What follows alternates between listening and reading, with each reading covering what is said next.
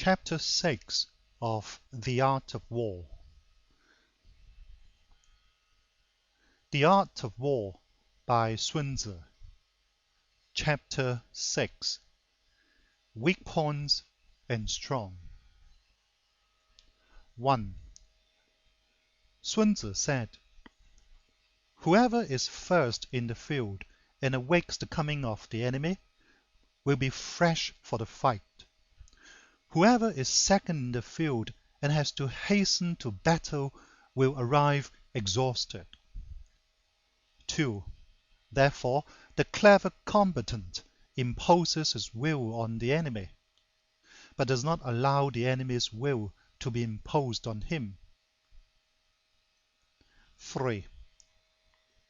By holding out advantages to him, he can cause the enemy to approach of his own accord, or by inflicting damage, he can make it impossible for the enemy to draw near. 4. If the enemy is taking his ease, he can harass him. If well supplied with food, he can starve him out. If quietly encamped, he can force him to move. 5. Appear at points which the enemy must hasten to defend. March swiftly to places where you are not expected. 6. An army may march great distances without distress, if it marches through country where the enemy is not. 7. You can be sure of succeeding in your attacks if you only attack places which are undefended. You can ensure the safety of your defense if you only hold positions that cannot be attacked. 8. Hence, that general is skillful in attack whose opponent does not know what to defend, and he is skillful in defense whose opponent does not know what to attack. 9. O divine art of subtlety and secrecy! Through you we learn to be invisible, through you inaudible, and hence we can hold the enemy's fate in our hands. 10. You may advance and be absolutely irresistible if you make for the enemy's weak points. You may retire and be safe from pursuit if your movements are more rapid than those of the enemy. 11. If we wish to fight, the enemy can be forced to an engagement even though he be sheltered behind a high rampart and a deep ditch. All we need do is attack some other place that he will be obliged to relieve. 12. If we do not wish to fight, we can prevent the enemy from engaging us even though the lines of our encampment be merely traced out on the ground. All we need do is to throw something odd and unaccountable in his way.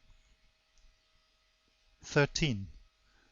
By discovering the enemy's dispositions and remaining invisible ourselves, we can keep our forces concentrated, while the enemy's must be divided. 14. We can form a single united body, while the enemy must split up into fractions. Hence, there will be a whole pitted against separate parts of a whole, which means that we shall be many to the enemy's few. 15. If we are able thus to attack an inferior force with a superior one, our opponents will be in dire straits. 16. The spot where we intend to fight must not be made known, for then the enemy will have to prepare against a possible attack at several different points, and his forces being thus distributed in many directions, the numbers we shall have to face at any given point will be proportionately few. 17. For should the enemy strengthen his van, he will weaken his rear. Should he strengthen his rear, he will weaken his van. Should he strengthen his left, he will weaken his right. Should he strengthen his right, he will weaken his left. If he sends reinforcements everywhere, he will everywhere be weak. 18. Numerical weakness comes from having to prepare against possible attacks. Numerical strength from compelling our adversary to make these preparations against us. 19. Knowing the place and the time of the coming battle, we may concentrate from the greatest distances in order to fight. 20. But if neither time nor place be known, then the left wing will be impotent to succor the right, the right equally impotent to succor the left, the van unable to relieve the rear, or the rear to support the van. How much more so if the furthest portions of the army are anything under 100 li apart, and even the nearest are separated by several li. 21. Though according to my estimate the soldiers of Yue exceed our own in number, that shall advantage them nothing in the matter of victory. I say then that victory can be achieved. 22. Though the enemy be stronger in numbers, we may prevent him from fighting.